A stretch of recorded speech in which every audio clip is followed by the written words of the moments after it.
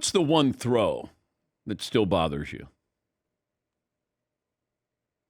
Well, I don't know, but that's a good question. I've never been asked that one, Dan. That's why I enjoy doing your show. But my biggest disappointment athletically is not having beaten USC while I was at UCLA those 2 years that I started, because both those games were for the Rose Bowl. And as fun and as good as I think my career was at UCLA, I think that, like NFL quarterbacks, the standard is winning a Super Bowl. For UCLA, the standard really was leading your team to a Rose Bowl, and I failed to do that. But as far as throws, the one that maybe I look at right now would be the 1994 NFC Championship game against San Francisco. We had a throw to Michael Irvin that, if we get the call, Deion Sanders was playing for the 49ers, Defensive Player of the Year. That was one that, had we have been able to connect on that, maybe we make the comeback and we're able to come back and win that game. But did Deion take away like half of the field when you were facing him?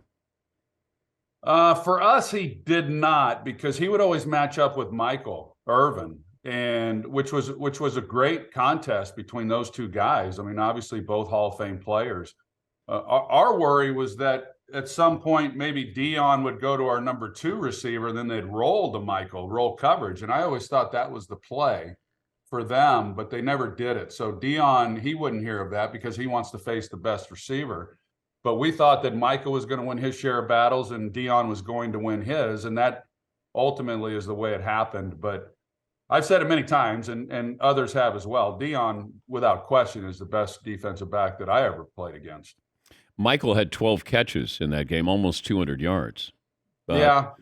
But sometimes it gets into a one-on-one battle. So Mike wants to win his battle, obviously wants to win the game, but sometimes it becomes too personal.